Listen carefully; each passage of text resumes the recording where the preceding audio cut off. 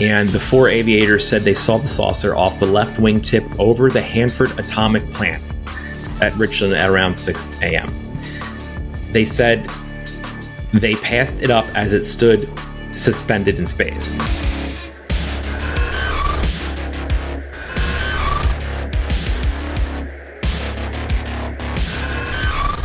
Welcome. I am here again with Rich Geldridge. Hey, Rich, good to see you as always. Sean, thanks for inviting me on. Yeah, thanks for coming. And by the way, I also invited Rich on because we're testing this new technology. Gotta work the bugs out, exactly. Yeah, exactly. So, all right, my friend, we're going to be talking about UFOs and nukes, but this is like groundbreaking stuff. This stuff has never been seen before. Well, it's been seen before, but it's been buried in newspaper archives that have only recently been digitized. So with that, I'll let you take it away, my friend. Thanks, Sean. I really appreciate it, dude. Yeah, so obviously everything in this presentation is public domain. It's old information, but I doubt anyone alive has read these articles, right? We're the first to find them. We're like doing an archaeological dig, and we're like, what is this? What do you mean the UAP nuclear link is in newspapers? So yeah, and this presentation is not copyrighted. It's public domain. So I don't know. This is not intellectual property. Okay. So just, if for the younger viewers, like, what are we talking about here? What is going on? On August 6, 1945, terrific atomic bomb from Hanford is unleashed upon Japanese nation. So near the end of World War II, we dropped 2 A-bombs on Japan at Nagasaki and Hiroshima. And at least one of those bombs was a good chunk of it was like the actual core material was manufactured at Hanford. There's a picture on this newspaper clipping here. And that's the plutonium that was manufactured at Hanford. Okay. So, this was a huge, big deal back then. It obviously still is a very big deal today. Now, just note, A-bombs these days are just the triggers for the real ones, right? But back then, this was still enormously destructive and many people died. So, and there's a picture of Hanford right now. The Hanford's obviously, and it was a very. And the plutonium at Hanford was used in, remind me, it was the Nagasaki bomb? I don't recall the exact, I know there was a uranium and there was a plutonium, but I don't recall. I think Hiroshima was the uranium, and then I think, because it was a bigger bomb, Fat Man, and then Little Boy was probably the plutonium bomb used at Nagasaki. Yeah, they used different techniques on each one. It's a really fascinating history. And it turns out part of this history kind of is just like maybe not covered up so much, but just forgotten, somewhat covered up. Well, it turns out that Hanford was having, right before this, literally weeks before this, was having a massive waves of UAPs that were going over the base and were being chased by jet fighters. Also, over the years, it has emerged that local witnesses were seeing strange things near these plants, but they would report them to base security, and then it would just disappear because it's security, right? These were the most secure installations on planet Earth, is what we're talking about here. Like, everything was secret because we were at war. Could be Nazi spies and then later Cold War spies everywhere. So it's a miracle we have like any information at all about, what strange activity that occurred around these installations, right? Okay, so I think some of the most important articles are by officials, right? And so I found a series of articles by a man named Robert S. Allen, and I did some research on him. He was a colonel in World War II. He worked on Patton's staff, but he wasn't just a staff guy. Like, he would go out and on missions too. Like, this guy was very hands-on sometimes. He got shot, like he lost his right arm in combat. Like, this dude was the real deal. He has a weird past. He was involved in intelligence matters. There's zero doubt about this. Even Wikipedia, I normally don't cover anything with Wikipedia, but even Wikipedia is actually a good source of information about this guy. And he came under, and this is what caught my eye. I actually found the articles first, I'm going to present here, and then I researched them. I'm like, wow, this guy's more impactful to this field than I realized. He came under a lot of pressure, and it's only relatively recently that we can prove that he actually came under this pressure. So it's linked to from Wikipedia. There are declassified CIA documents showing that he was being wiretapped for publishing classified info in his newspaper columns. And now, it doesn't mean that, these UAP articles have classified information. I don't know. However, this is the most sensitive topic, on planet Earth. And he has quite a few fascinating articles that talk about the subject. So,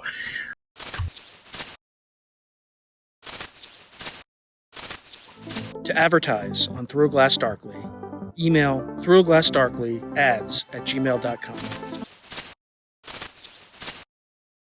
Okay, so DC was being buzzed in July 1952. It's well known. There were several waves. These objects were seen in the air. They were spotted by radar. They were causing a lot of problems. And it was all kind of covered up, all temperature inversions, blah, blah, blah, blah, blah. Well, okay, really? Are you sure? So anyway, while DC's being buzzed, and after DC was buzzed, the series of articles emerges from Robert S. Allen. And I'm just going to have some of the high-level summaries of his articles here, and I'll have links at the very end of the presentation. You can read them yourself. So, near A plant, devices very similar to those that have been seen in the Baltic have been authoritatively accounted for in 3 different places in the U.S.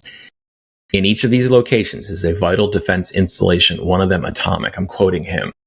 So, now, at the time, they were confused. It seems like, at least at some level, they were very confused. Are these Russian devices? Just like today, are these Chinese drones? There's a lot of confusion. But if you read the articles, you'll realize, at the time, because we now know, more or less what Russia had in the early 50s, right? These weren't Russian. There was something else. So here's 1953, a few months later. Okay, this is the big one. So he comes out with what appears to be a leak right from the United States Air Force. I think he got in a lot of trouble for this article. And the Air Force, I'm quoting him, the Air Force is preparing another special report on flying objects. The Navy has established a research agency of its own to study these aerial devices. 6 other countries now have official organizations conducting probes of these mysterious objects: Canada, Britain, France, Sweden, Norway, and Russia. So he even has Soviet information a tiny bit in his articles. Now, when he says official organizations, what specifically is he talking about? Well, the obvious answer would be Blue Book. Yeah, the obvious answer would be Blue Book, right? But this is before Blue Book, right? 1953. No, Blue Book was ongoing. Blue Book, really? Project Sign, Project Grudge, and then that morphed into Project Blue Book, I think a year or two before this. So Blue Book was ongoing. We have a lot of Blue Book reports. Blue Book was well known, right?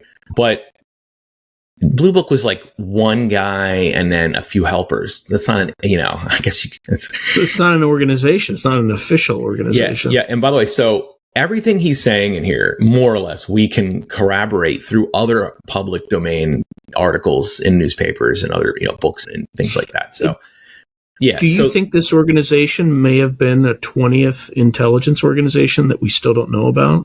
Your guess is as good as mine. The articles talk about how it's composed. It includes the best scientists and technicians in the country, assisted by the latest and finest equipment. Here's some key things. Newest addition to that is a number of specially constructed high-speed cameras. Air Force authorities still debating whether to publish anything produced by these stations. Notice he says stations. They are located in strategic sections of the country, particularly in the vicinity of atomic plants where sightings are frequently reported. That is one of the most significant facts regarding these mysterious objects. So he moved on from the Russian thing too, by the way. He also puts in here in his clipping that you can see on the right side. The Navy has established a research agency of its own to study these aerial devices. So now the cameras, I've covered them in other presentations I've given. There are many, many articles showing and talking about the cameras. So they were diffraction grading cameras. They were trying to figure out the spectrums of light being emitted from these craft. The cameras were mounted on airplanes sometimes. Simpler cameras were used in the summer of 47 wave. And we actually have photos of them I've put on my X account. So none of this is secret. This is all very public information back at the time, although it's all, just forgotten.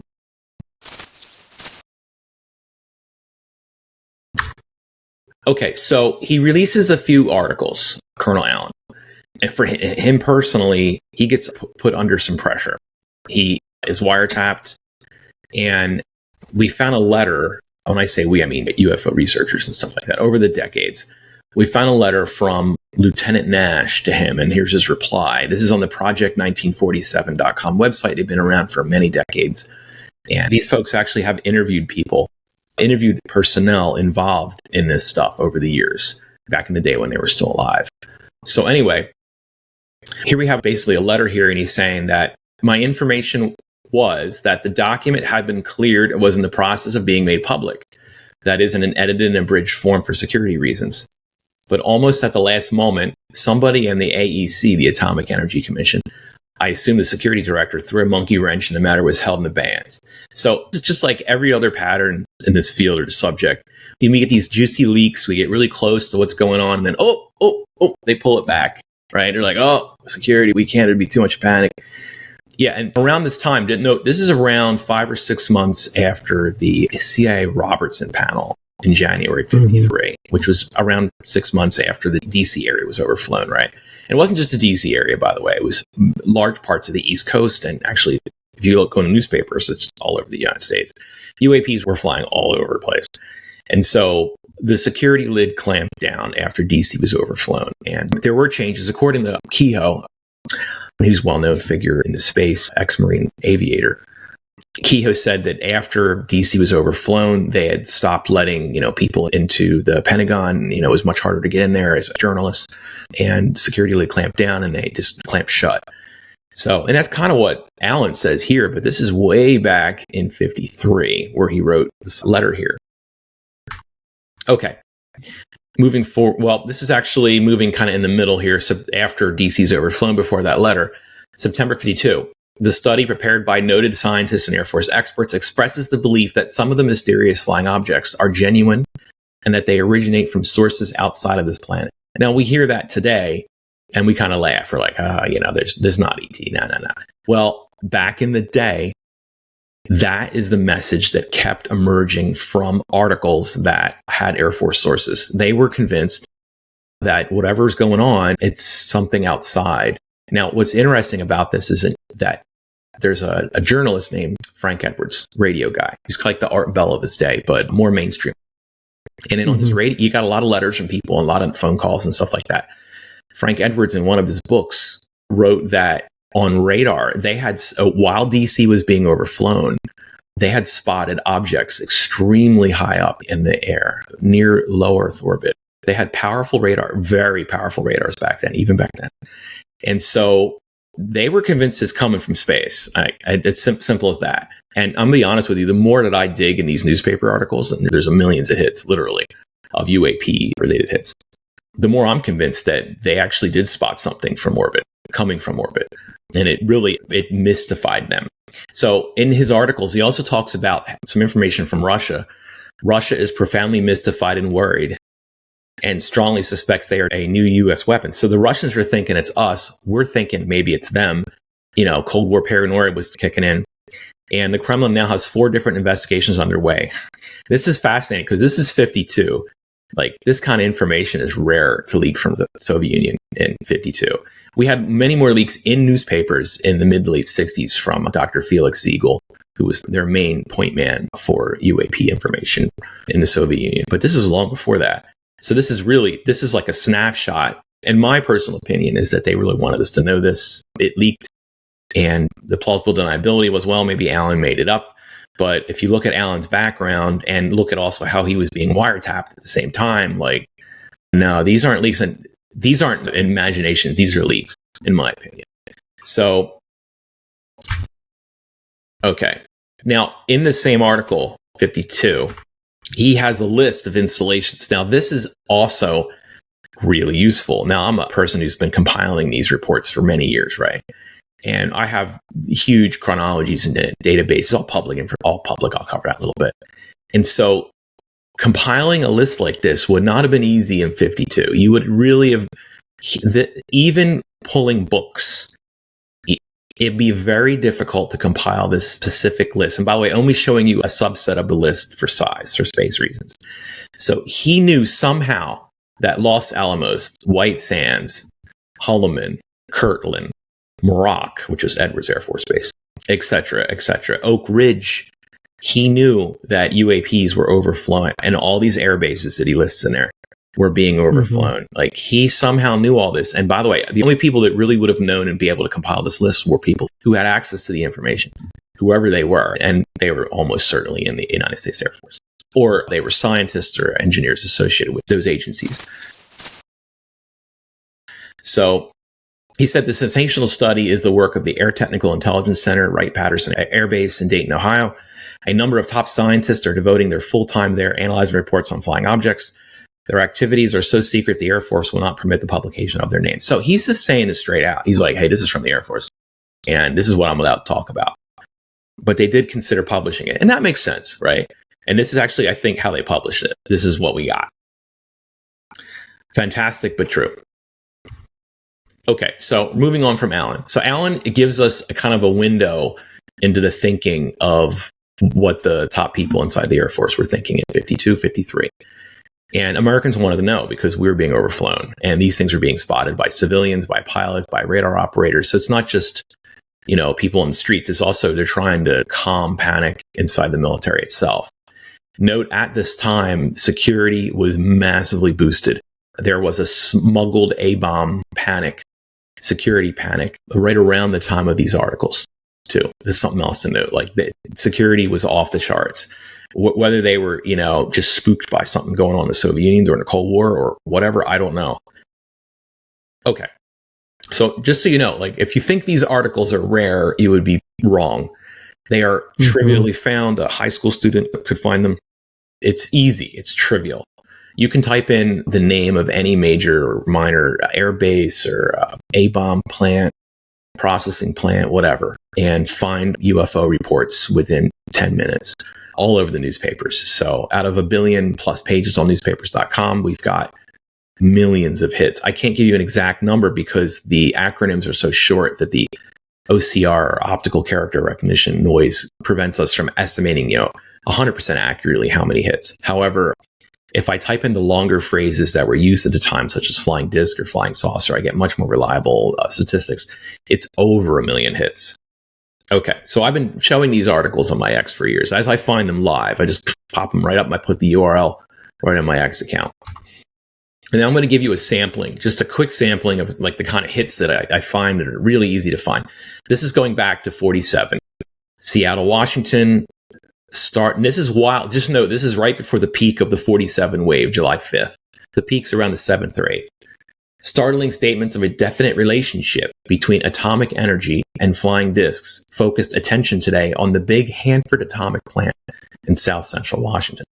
The bulk of the flying disc reports have generated in a wide circle through Idaho, Washington, and Oregon surrounding the Hanford works. Now, this information in 1947, this is rare to have the UAP nuclear link talked about in 47.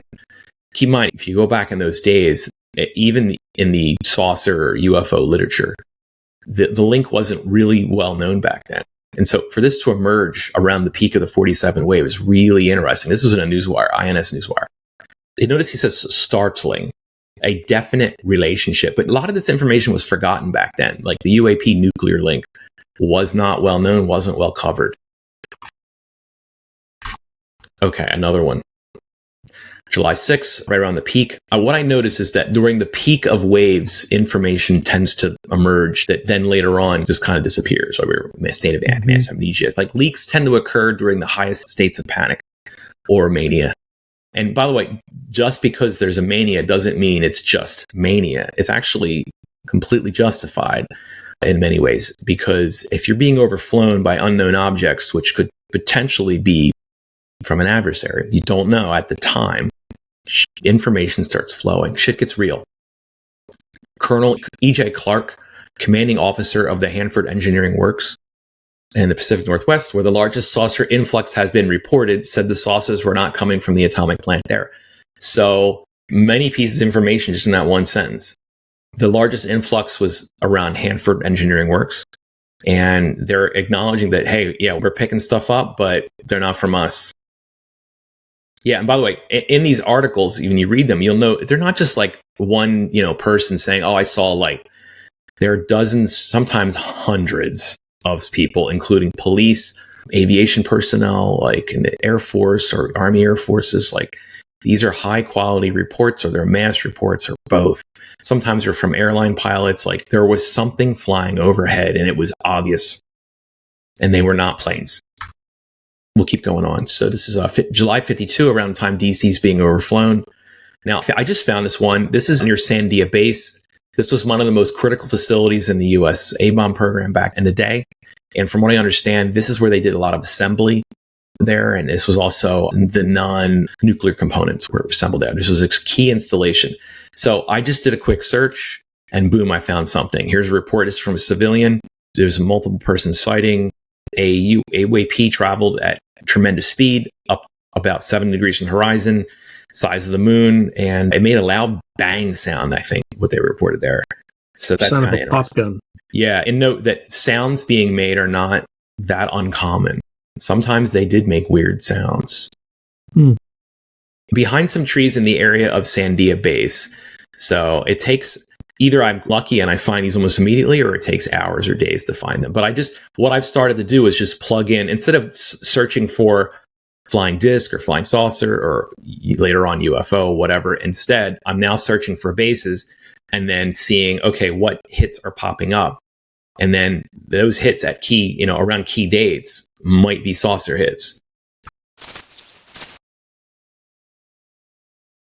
Okay, this one's really interesting. I find this fascinating. So this appeared all over the newspapers. It was all wildly reported. I have a variant next. So 4 veteran pilots reported sighting of a pancaked flying saucer about 75 miles east of an area where the first of the mysterious objects reported. So I think they mean the Mount Rainier area, right? CAA, which is the precursor to FAA, was notified. They notified an air base, Larson Air Force Base in Moses Lake, and presumably sent jets up into the air, which would make sense. And the 4 aviators said they saw the saucer off the left wing tip over the Hanford atomic plant at Richland at around 6 a.m. They said they passed it up as it stood suspended in space. In other words, it was hovering. So this is right around the time of, right before DC is going to be overflown, right? So that's really interesting. And here's a variant with more details in there. And by the way, these pilots really were veteran pilots. There's more information that's come out, Why are these sightings always in July? Have you noticed that? Summer. Yeah, I don't know. I don't know if there's any correlation, because right now, the drones seem to be more winter oriented, or fall. I don't know. It's a great question. They always seem to come around either solstices or equinoxes, right? This is around the summer solstice, and then when we see them in December, that's the winter solstice. Yeah, this is only a few years after the summer 47 wave, the Farmington Armada wave. Yeah, there were also many, many, many smaller waves, pilots that have already died by this point. Yeah, so there's another article here covering the details, and let's move on. Okay, so this is another new finding that I believe it's a new finding. So as I go through these thousands of clippings, and they're all saved and they're all public, I'm starting to notice the NOTAMs. They used to call them notice to airmen, but that's been changed. So notice to aviators. By the way, the intelligence community uses these things too to determine what's happening in certain cases. By accident. Totally by accident. Summer 47, I found my first NOTAM, I think from memory. I'm not 100% sure. I have the clippings out. It was in the Chicago area, but this particular NOTAM here is for the Los Alamos area and the area around Farmington. So 150 miles. And by the way, this is also the Hanford Atomic Complex area. Now, the date of this, March 19th, 1950. It's near the vernal equinox, by the way. Mm-hmm. Yeah, the date is significant because around this time, what we call today, the Farmington Armada happened. That was hundreds of UAPs. Very clear. Some of them were colored red. They flew in formations for literally days around Farmington, New Mexico, and the surrounding areas. And it was seen by literally thousands, according to the newspapers. So I'm going back to the original reports. I'm ignoring the books. I'm ignoring the officials with the clearances. No. We're going back to the original reports. I'm just ignoring everything else right now. And the original reports were saying that, hey, good chunk of the entire town of Farmington saw these things. Now, okay, putting that aside, the officials around, at Los Alamos and Hanford, something happened that triggered them to pop up NOTAMs at the same time. And that, to my knowledge, in this field, that's a new finding. And I'm finding these things laboriously, slowly. I believe strongly that probably on all the major waves, there's going to be NOTAMs. In 47, I did some research on this. In 47, the NOTAM system was pretty much brand new. So it was still kind of unofficial. They would just pop up something on a board saying, hey, we've got a notice here. Be careful. Either don't go up in the air or be careful in the air. That's what happened in 47. And then by 1950, it became more standardized. Okay. Rich, would you, really quick, would you, being able to kind of consolidate a lot of these articles, would you be able to run a script or use AI to just see what the distribution of these incidents or just reports are in 5 key months? And those 5 key months would be June, July, September, December, and March, because those months are when, because usually the summer equinox is kind of in late June, but maybe there's a bit of July in there. It's completely doable, totally doable. So the autumnal equinox is in September. The winter solstice is in December, which is basically when we see UAPs all the time. Yeah, the vernal equinox is in March, typically. The issue we have is reporting biases, right? So, first we have to choose which database do we look at? What was the methodology used to compile that database? And this is why I've stayed away from that kind of research, is because I could be just seeing patterns in the clouds, right? So what I've been doing is, and I have some slides later on about this, I've been compiling other people's or other researchers or groups' compilations. So I'm like the meta compiler over here. I'm just grabbing their stuff with permission whenever I can get it and putting it in a standardized form and then popping it in a database, which is online and open source on GitHub, where software is commonly shared. And so I've kind of stayed away from any kind of statistical analysis other than ensuring that the actual events have come through correctly. So I've done some. What's interesting, though, even though I've stayed away from statistical analysis like that, like you're talking about, I have noticed things. And the first thing I've noticed is that many reports have gotten lost. And how I'm able to verify that is I can find a statistic from another researcher. Decades ago, they'd report, for example, I have 300 sighting reports in the database for summer of 47. And then I go check their database and I only have 5 or 50. I'm like, well, what happened to the other 250, Yeah, listen, this is multi-year. I could do this the rest of my life. This is endless. By the way, all this stuff's bottomless. I've only scraped the surface of what's findable. So this is another account on X. This is one of their findings, Project Blue Book. You think, everybody thinks, Project Blue Book, it was a cover up. There's nothing useful there, blah, blah, blah. They're actually totally wrong. Project Blue Book in the late 40s, well, it wasn't called Blue Book in the late 40s, it was something else, was Sign and Grudge. Their records and then Project Blue Book's records are actually incredibly useful if you know how to look at them. And sometimes they're just solid gold, to be honest with you, because you can go and find other relatively newly released information to corroborate it. Well, anyway, in 1949, over 100 men and officers observed UAP with flashing lights near Killeen Base, a nuclear weapons facility. Okay. They ruled out stars and planes. A month? Does this have a month? Yeah, this was in July of 49. Yep, sure was. All right, keep going. Yeah. By the way, at the time, you realize in 1949, this was top crazy secret, right? Yeah. So here we are. I mean, my grandfather was a very young man. My father wasn't even born yet when these things were going on. Well, here's a bit of lore, right? Just by looking at this. This is Camp Hood, Texas, which is now Fort Hood.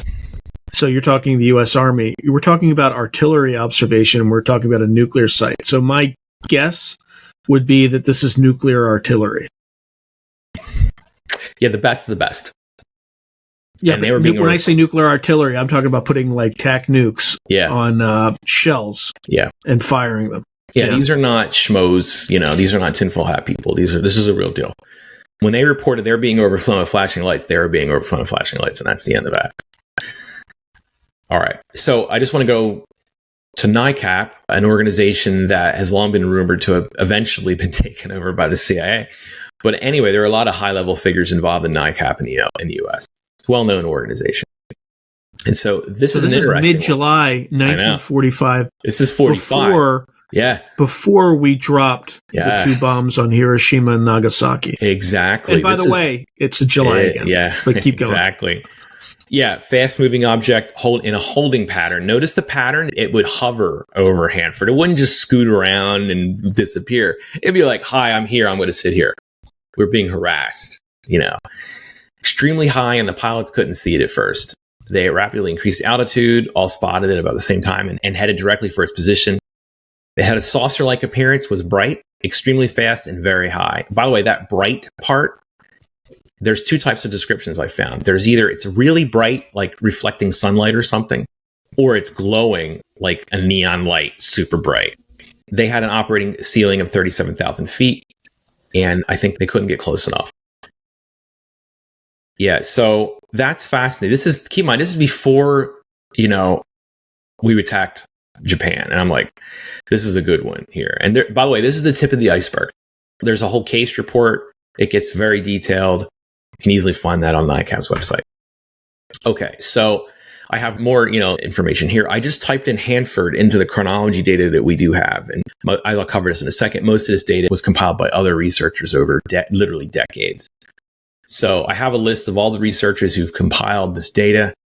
And, I put the doctors up front: Dr. Jacques Vallée, Dr. James E. McDonald, Dr. Donald Johnson, Dr. J. Allen Hynek, and then the other researchers, P researcher Leroy P. George M. Eberhard, who's a professional librarian, and his information is just absolutely incredible. I have permission from him, by the way, to include all his information. We have a NICAP Associate Fellow, Richard H. Hall, well known. And it just goes on and on. Like, I have all this data they've compiled all for many years, and I've spent literally years tracking it all down, laboriously scanning it if necessary, digitizing that, formatting that, writing scripts to scrape that. It's been a big effort. However, the good news is it's now on GitHub repo. It's in JSON. You can easily have AI create Python scripts to go process it for you. And the good news is I have official permission from the CUFOS, the CUFOS org, which originally was started by Dr. J. Allen Hynek. I have official permission from them to include their database called UFO-CAT in mine. And that's actually going to be a very big effort because they have this enormous set of data. It's over 200,000 records that date back to approximately the 60s, maybe earlier. And it's an enormous amount of data. It's actually going to stress out all of my tools to get all that in there. Anyway, all my stuff's immediately searchable. It's not mine. I just say that, this is all other people's stuff for all, mostly. I actually, every time I find a clipping, I make a note of it, and then I eventually include it in there. And I even pulled in Frank Scully's collection. He was a journalist back then who was covering the situation. He wrote the first crash retrieval book. Well, I paid a researcher to scan his collection at the American Heritage Center in Laramie, Wyoming. And in there was a collection of hundreds of clippings. Now, I find this fascinating because I can't find these clippings anywhere. They're just unique. That's the thing I noticed. If you go into the newspaper databases, the digitized ones, what you'll find, if you really dig deep with real physical clippings and try to find them, a large fraction you can't find digitally. So I think we're only getting a sampling of what was really published. A lot's been lost. Okay. And so everything that I'm talking about here is 100% open source. The search engine works in your browser. There's no server that does the actual searching. It's all in your computer, and I can't see what you're searching for, neither can the NSA, unless I guess they're in your computer.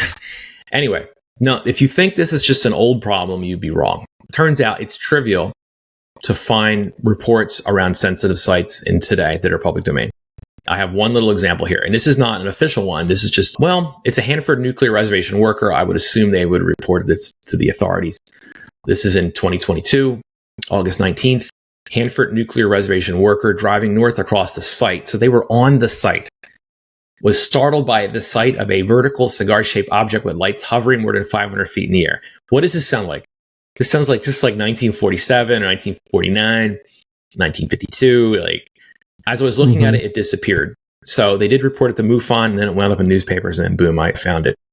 So this is continuing. This is not a new thing. And what's really interesting is that the Russians, the Soviets, to be more accurate, they reported that these UAPs would be spotted near under construction sensitive sites or after the sensitive sites were like shut down. So it's like whatever's behind this phenomena doesn't really know that the site's really no longer useful anymore. It's still popping up, you know? I find that interesting. And it would appear before, by the way, I have found evidence of this in newspapers. There are UAP reports from the 60s of sites that were approved to be created, but were not even under construction yet. Yet they were getting UAP sightings. So that's interesting. Some kind of temporal thing going on there. It's really neat.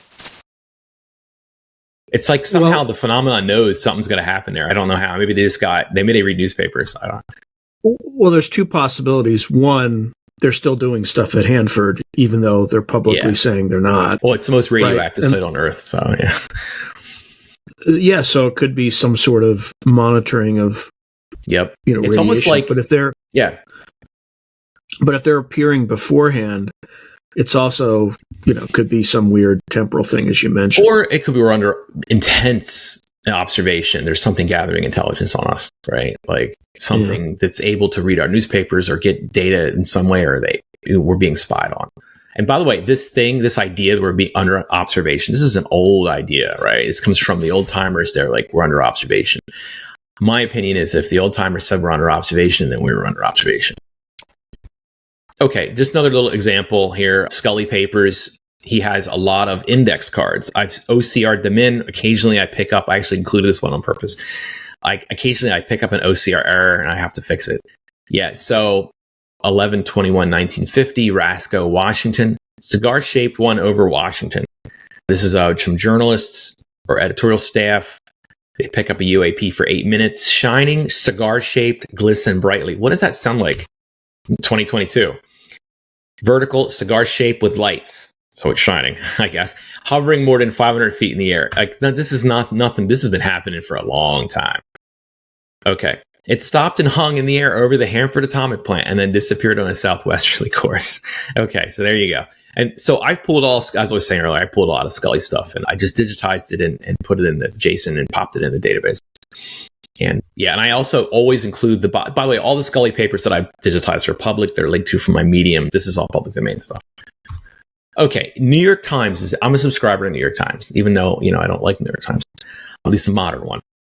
However, UAP information doesn't arrive very often in New York Times because it's kind of like the elite of the elite, newspapers are not going to cover this lowbrow subject such as saucers. However, right before DC's overflown, wow, they're covering something here. They actually covered the veteran pilots and the UAP hovering over Hanford in there. I thought that was interesting.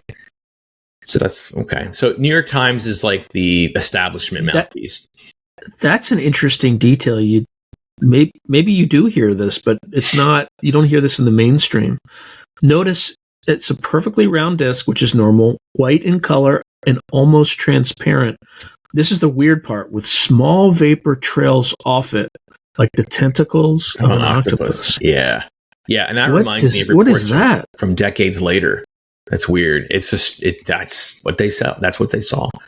So yeah, it's weird. You get a lot because they never talk about exhaust or anything like that. Just so the summer of '47 exhaust was spotted and reported many times. Not every time.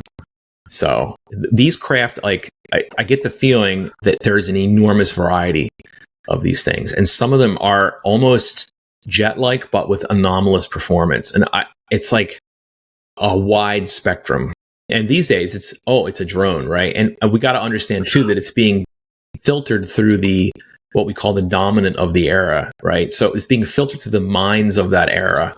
So you might be able to fact check this, but I think Steve Mera, who's a phenomenon researcher, he started out in hauntings and it brought him into UFOs basically.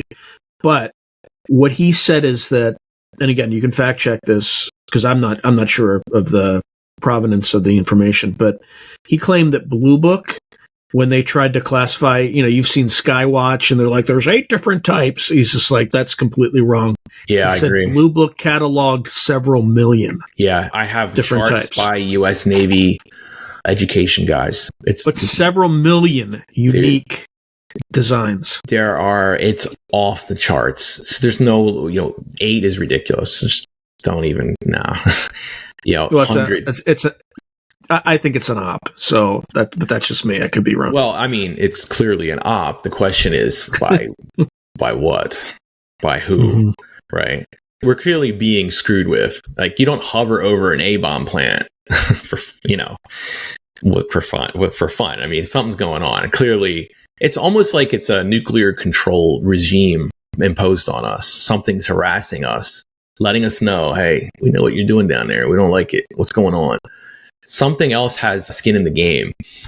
Mm-hmm. All right. November 22nd, 1950. So a few months after the Farmington Armada. Around this time, by the way, the crash retrieval situation had exploded all over the airwaves and in the book scene and the TV actually as well. Another report, shiny cigar-shaped flying object in Sandia Hanford atomic plant near sundown. So this is November 22nd, it's July. So notice, like, they just continue, man. This is a mass sighting, 25 people. They got the names. They had journalists see them. They contact the authorities. Of course, the authorities, just pretended. We don't know what's going on, of course, but that's what they're paid to say. Okay, that's Hanford Atomic Works. So you notice a pattern here. Hanford, Sandia, etc. Okay, so this is the URL to all my clippings and, and my website and whatnot. So I also, you can go to newspapers.com and click on my profile and you can just see all of my clippings. They're all public. So I'm not hoarding any of this stuff. That's one thing UAP researchers tend to do, Sean, is they hoard things for their books, right? I'm not making books. I could give a shit about books, to be frank. I have piles of UAP books, Sean. Piles of I don't know. You should take Richard Dolan's kind of recommendation and just write one and see what happens. I mean, you don't even need to write one. You could just compile what you've written in Medium. Compilation or something. And then just, frame it as a narrative, and I think you'd have a bestseller in your hands. Yeah, when I get the time. This is just a hobby. I'm like a stamp collector, except these are really exotic stamps, right? These are special stamps. So, yeah. But here's the deal. I want to go out of phase of everybody else. Everybody else does the books, do their podcasts. I only go on podcasts when I'm asked by people that I really like. Yeah. Respect. Well, here's the thing. That's probably why no one's messed with you. Everything you're doing is ephemeral media. I don't know that that's probably not the official designation of it, but there's persistent media and there's kind of ephemeral media, right? Perceived ephemeral media. Perceived. So that's what I'm trying to say. I'm going out of phase of everybody else. So where everybody else does the book tours and let's do this. Books are permanent.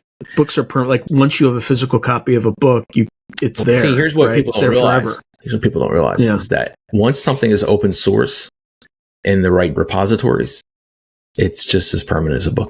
So we have unless you have an electricity crisis. And, we have CD-ROMs, we have millennial disks. There are backups.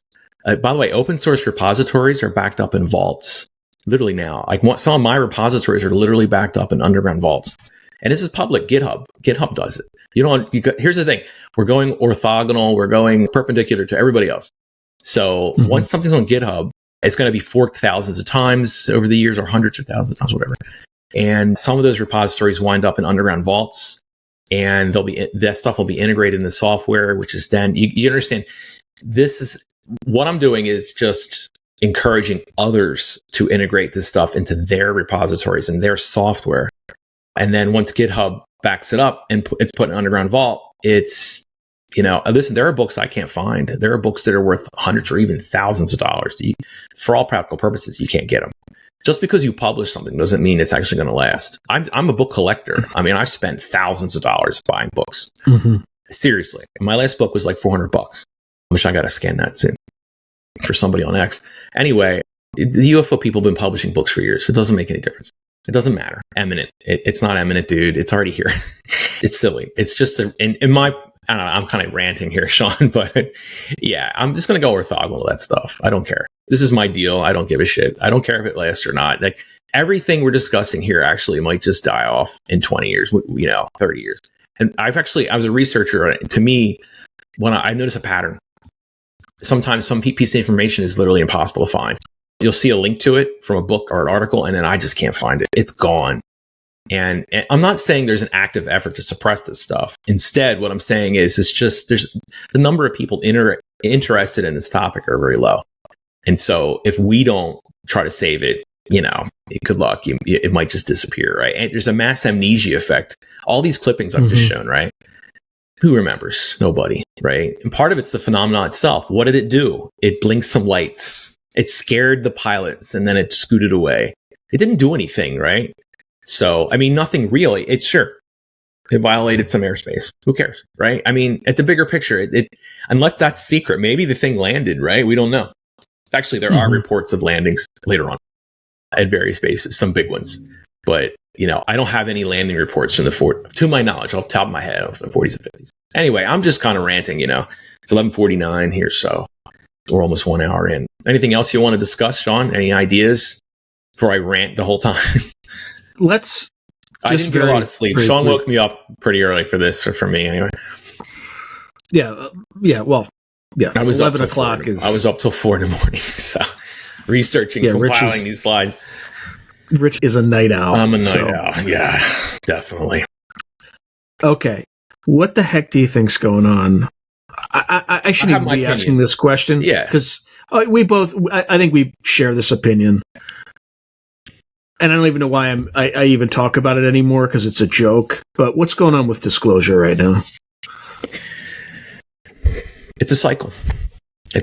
Colonel Carl Nell just talked about that, where they tried to get. This is my opinion, my interpretation, and I have access to nobody. Right? I'm just a guy on X. But I've been watching this for years, and I have historical perspective. Is that the intelligence system can't handle this problem? And they keep leaking because psychologically, it's ontologically destabilizing. And it destabilizes at such a deep level that eventually you get like this mass phenomena where 100 personnel are like, we're going to go to Congress. This is bullshit. Let me tell you what's going to be ontologically destabilizing when they cut off SNAP payments on November 1st. That's going to be ontologically destabilizing. That's a whole different topic, yeah. Yeah, anyway. Yeah. Well, the thing is... Yeah. Well, what I'm talking about. Look, not that I agree or disagree. I'm not putting that out there. I'm just saying that not good. It's not good. Yeah, it's going to be interesting times. But yeah, I didn't mean to interrupt. When you got 100, ontologically, just when you got 100 or 200 or many personnel collectively going, what the frick is going on here? And it just came out and I'm not going to say any names or whatever, but it's all over X right now.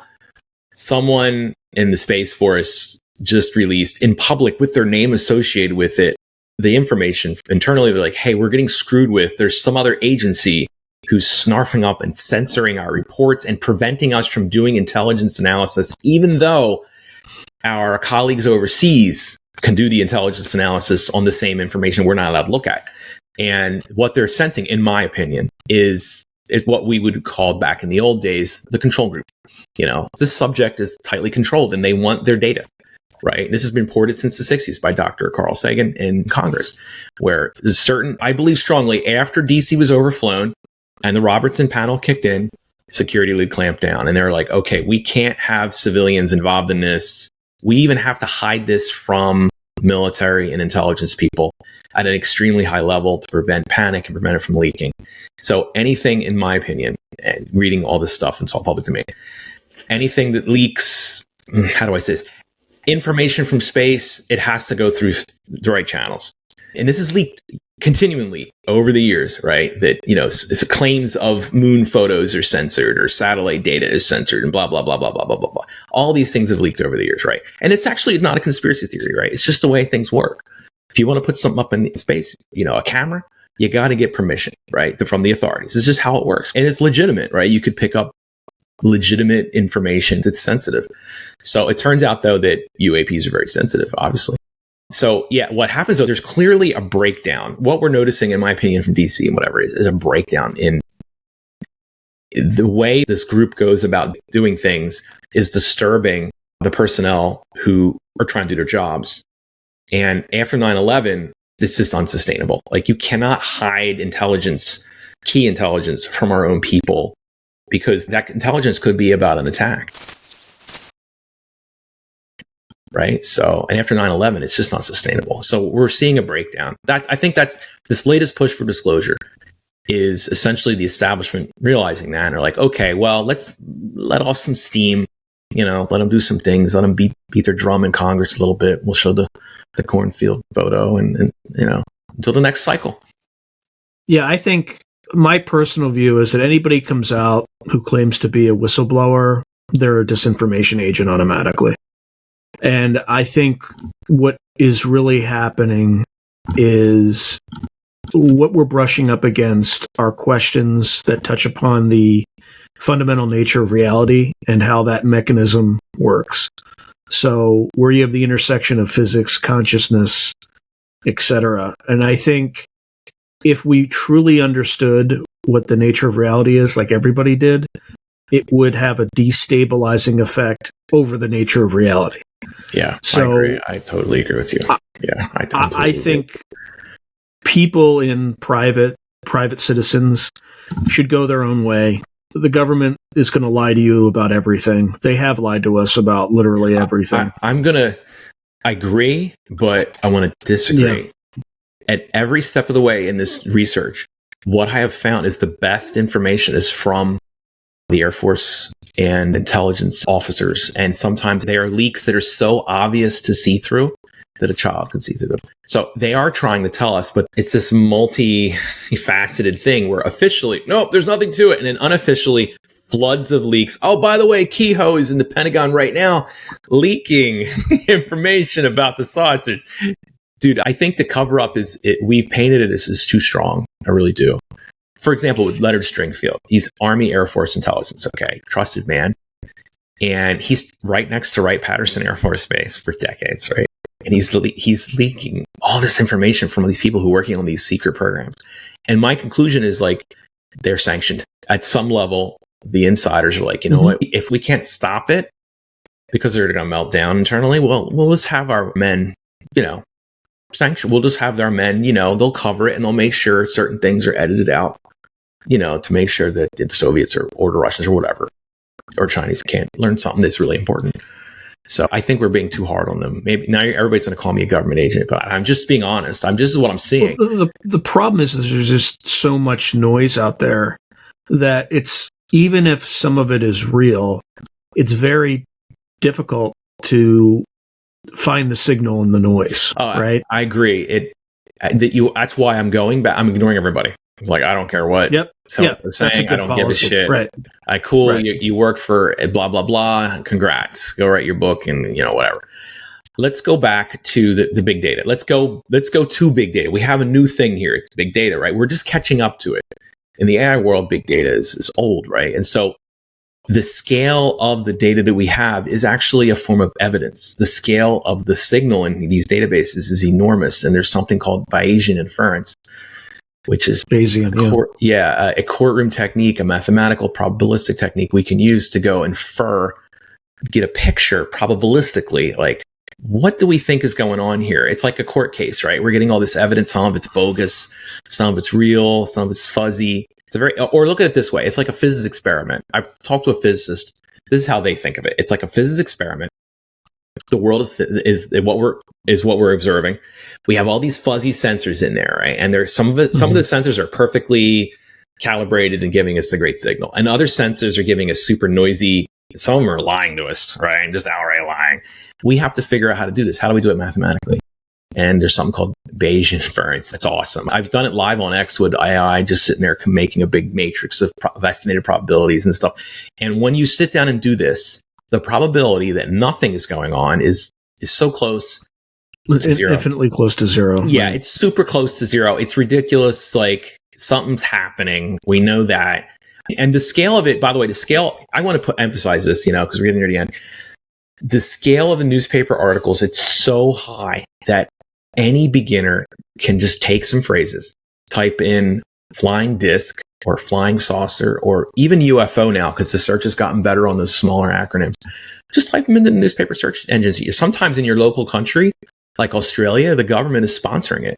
And California State has their newspaper archives, right? They're sponsored. Like, these are official archives. So you're paying for it, right? They're easy to search. The Library of Congress has newspapers, and you can search them too with keywords. Keyword searching is a superpower that's being underexploited massively. If someone were to try to find information on particular historical figures that worked, say, in the OSS, where would one find like their the first thing you can do is just, once you have someone's name, think about all the different ways that name could be put in newspapers, right? Or databases. Invert the first and last. Think about, well, this first name, is it a short form of their first name? Was there a middle name? If you have a middle initial and you got a birth date, it's not hard to find official records. You can go to Ancestry.com. You can search official census records, telephone listings from back in the old days, and up to like the 90s, early 2000s. Even the major search engines are an incredibly rich source of information because they link to other databases.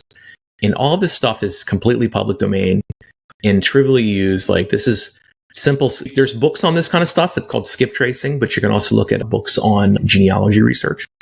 And if you go to Ancestry.com, they're enormous. By the way, that's the outfit behind newspapers.com.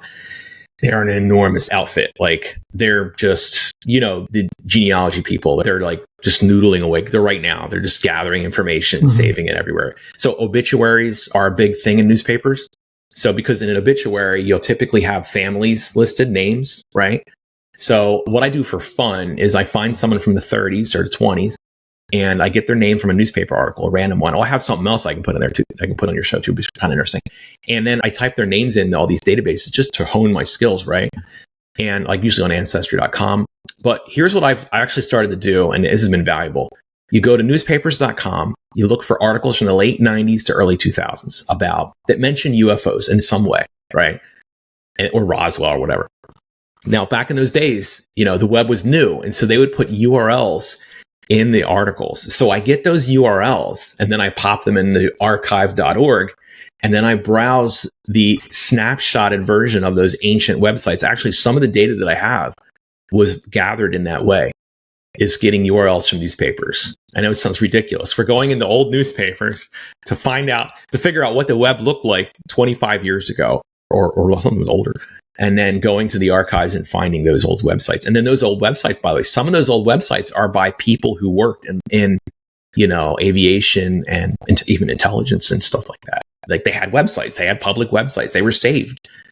So I find that really fascinating. But listen, Sean, to go back to disclosure, in my opinion, there's going to be an ongoing slow drip effort to continually educate the U.S. and indirectly the world that some kind of phenomena is definitely here, right? And I don't think it means us any harm. Ultimately, we wouldn't be here if it did, right? I mean, it clearly has technology back in 1945 to hover over Hanford and scoot away when our planes get near.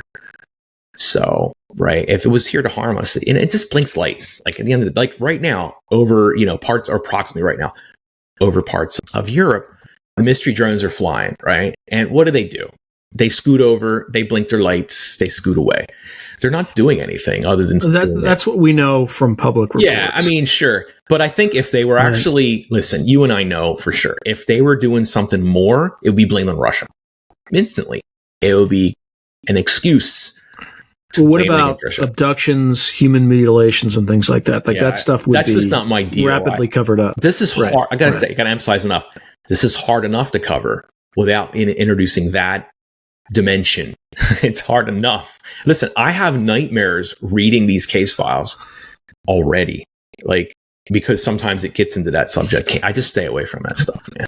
It's by the way, that sounds like straight out of the intelligence community. I'm serious. We know nothing. I have nightmares. Don't talk about it. No. It's just an endless rabbit hole. Like, I want to say this. I have researched one claimed abductee she's passed away, named Lori Cordini. She's a famous one. Oh, yeah. And that's a crazy one. I've spoken with her husband. I don't know if he's still alive, but I had permission to make a recording of the interview. It's fascinating. This is the woman who was allegedly involved in a UFO crash. Yeah, she's interesting. She was on board the UFO when it crashed. Yes. And thing is, what's fascinating about this is that because she claimed to be an abductee and claimed to have been in a crash, we can go research the crash, and other researchers have poked around that. And I found information about the witnesses to the crash, which placed them exactly north of Edwards Air Force Base. Like, they lived exactly where they said they lived at that time. And I'm like, wow, okay. And also, I researched Lori's footprint online. You know, this is long after she passed away. She had placed information all over the place. Book reviews, which have survived, X account, social media presence other than X, posts on forums. And she did it in such a way that it was trivially found because she had a unique identifier, right? And so I eventually tracked down her husband. It was really interesting. And he told me a lot of really neat stuff. And I've just held back. I just don't have the time, right, you know, to go that deep. I did post a bunch of information about everything I found about Lori online. So she was convinced that it was her crash. And she has a very detailed account that's all over the web and on my Medium about, you know, what happened to her. You know, I don't know, dude. There's a lot of weird shit that's been going on for sure. If you go back long enough, right? Yeah, I want to emphasize this. The more you dig, the more you will find. The more you find, the more you can dig. It's fractal complexity. It's like looking like, you know, literally at a fractal. I can just zoom in and then zoom in more and then zoom in more. And there doesn't seem to be a bottom to it. Like, I can go before 47. That's the start of what we used to call the modern era. And yeah, actually, I believe UFO sightings are trackable if you understand what was going on in each era. So here's what real fast. I know we're getting a little lily here, but there's something called ghost planes, mystery airplanes. So when aviation emerged, there's something very important here people have missed. Night aviation, there was a huge lag time before that became safe. So there's a window of time after Wright brothers until night aviation where you can filter the sighting reports. You can go, all right, just show me the ones at night. Then compare those reports against the history of night aviation. And you'll find a lot of anomalous things. A lot. It was extremely dangerous to fly at night in the early days of aviation. Extraordinarily dangerous. It was suicidal. It was considered suicidal. Like, you're just crazy, you're on crack. They didn't have the instruments. They didn't have the GPS. They didn't have the maps. When you go up at night, think about it. And by the way, this is before electricity was really a thing, right? So lighting wasn't the thing for most of the country. You're flying at night. What can you see? Nothing. Yeah. Maybe the moon. Maybe you're lucky. You see, by the way, in the early days of night aviation, they would actually they would have fires set up to try to, like, so you know where to land. It was suicidal. Yeah. Instrument flight. Yeah, instrument flight, basically. Well, before the instruments, what do? You're on your own. Stars. Well, I guess so. I guess you try to use the stars to find your landing zone, right? Anyway, yeah, if you go, this is the hint. We've kicked in the door on this. So a lot of those ghost plane sightings, they're not planes. By the way, when a ghost plane hovers over a town, it's not a plane. Ghost planes don't hover. The planes don't hover, do they, Sean? No, they don't hover. So anyway, yeah, unless they're an Osprey, but yeah, well, yeah. I mean, but we have reports all over the country and actually the world that, you know, and people in that era, the dominant of the era was, oh, it's a plane. It's not a UFO. It's a plane. It's a weird plane. It's a gin runner, you know. And by the way, these newspaper articles, they're all over the place. They're right there right now. Nobody's, you know, compiled them. We can go back to, you know, the 1896, 1897 wave's been covered extensively. Many think they're just newspaper hoaxes. I actually disagree. I think some of them are real. And the reason why I say that is because you can trace these reports temporally moving across the country. And many of them actually they resemble modern, you know, UFO reports, like to a T. Some of them are obvious hoaxes just to get newspaper readership. But what I did notice this, though, is that when a wave would appear, a mystery airship wave would appear over an area, the locals would get excited because they were unemployed. And they were like, oh, maybe they're moving an airship plant up the road, you know, into the nearest town. They didn't know. So, yeah, in my opinion, you can look at it this way, is that this is one interpretation, right? This is out there, but whatever. Maybe the phenomena is this thing that's encouraging us it's nudging us, just little bits at the key times, little bits. I've covered this, I think, on your show in the past, where even Thomas Edison was encouraged to think, how would I make a plane, or how would I make a powered airship or something? And he talked about that in newspapers, and he's like, that mystery airship stuff, that's all BS. But here's how we would do it. We need a motor. Any final words for the audience? Yeah, well, thanks for tuning in. This is just a fun hobby, and here's I put up. You can go to my X account, Rich Geld 999, and I have all the links in there, and you can see everything that I put up here. All right, thanks. Thank you, my friend. As always, a pleasure. Talk soon. If you enjoyed today's video, please hit like and subscribe, and also hit the notification button so you can be notified whenever I post new content. Thank you. Now, if you're enjoying the channel and you want to support it, there are several things you can do. In fact, there are 5 things you can do. The first thing you can do is just buy my books. I got plenty of books out in the market right now, and I would prefer that folks buy a book rather than giving me direct support, because they get something out of it. They get a real tangible product. The second way you can support me is by becoming a member on YouTube or becoming a patron on Patreon. And just go to either site and it'll explain everything.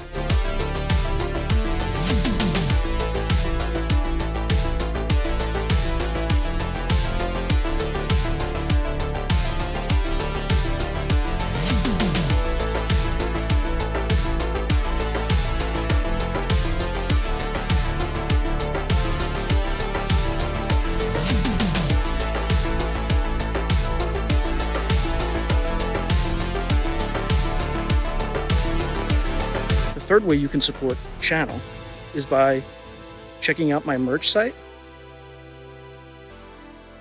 which is here. There's plenty of stuff that you can get to support the channel. And I'd appreciate that you have it and can wear it.